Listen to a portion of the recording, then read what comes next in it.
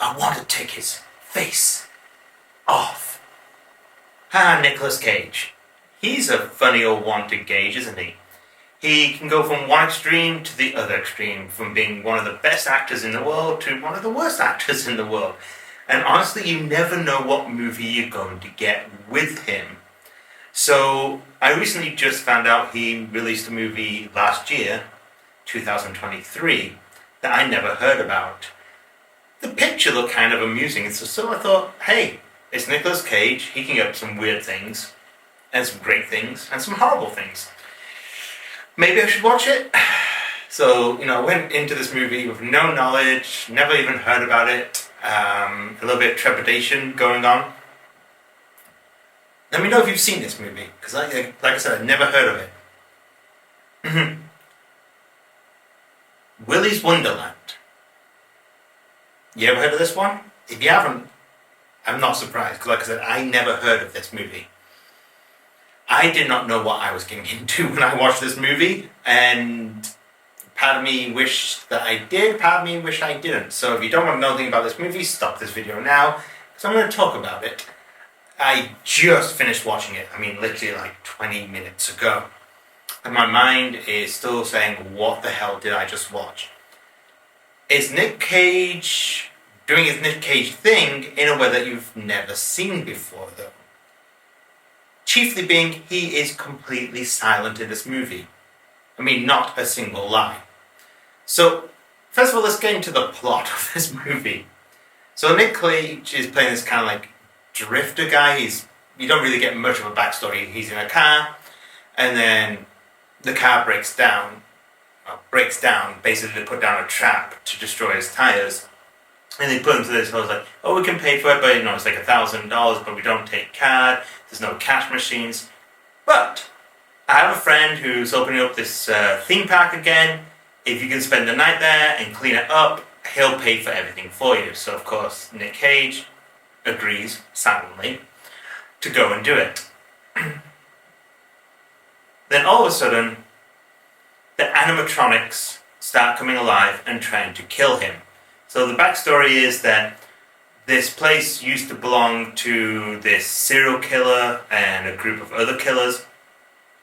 And before the police could kill them, they sacrificed themselves, but their souls entered the animatronic animals in the themed restaurant.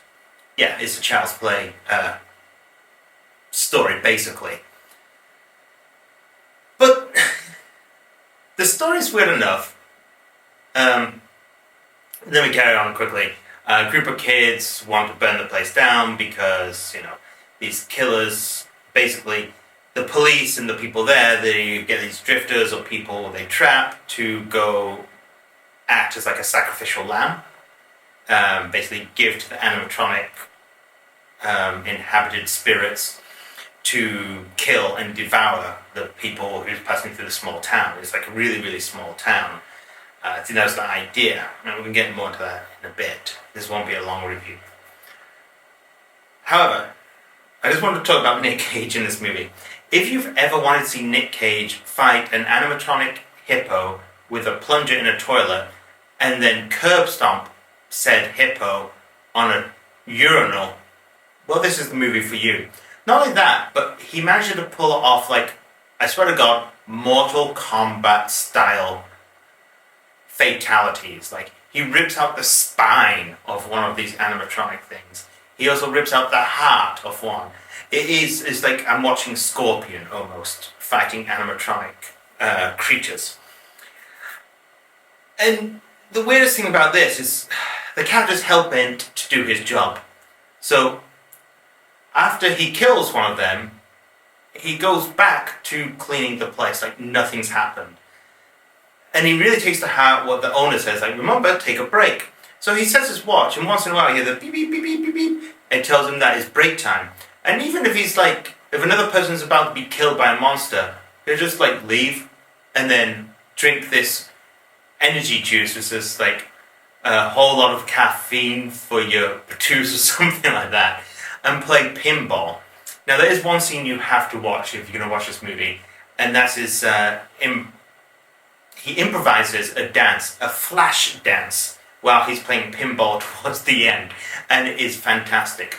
It kind of makes sense because technically Nick Cage was part of the Brat Pack, so maybe it's a tribute to his friends in the Brat Pack with the flash dance, or something like Kevin Bacon would do.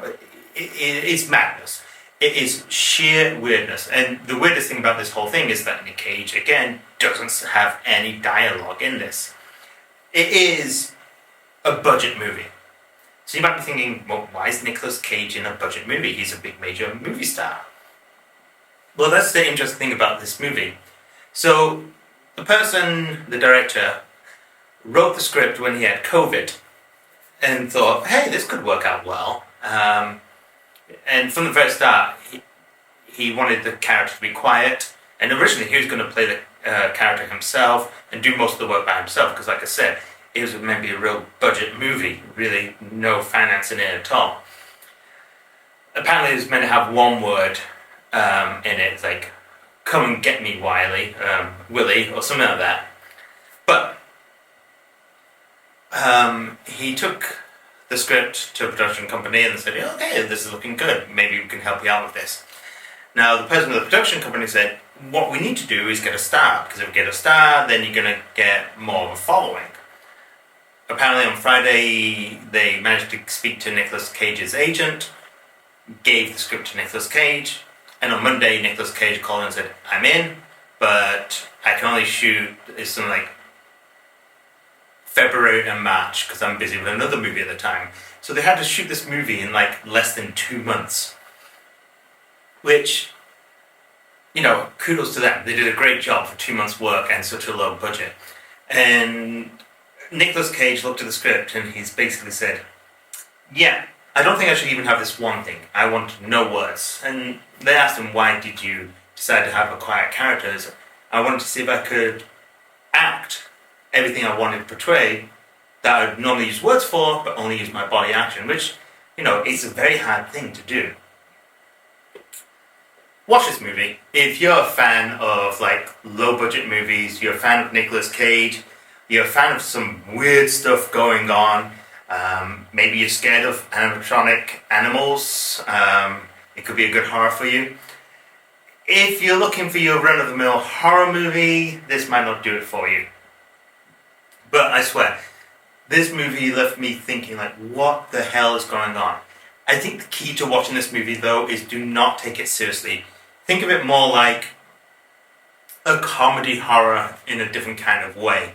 More like, not Army of Darkness, but maybe the first two movies Sam Raimi, Bruce Campbell did together, where it is a horror, but you're really not meant to take it seriously. Because if you take it seriously, you're going to be saying, why the hell has he just killed this thing that's trying to kill him, gone back to the break room, drank a juice, and is now playing pinball, and then carry on cleaning up? It makes no sense. This movie makes no sense.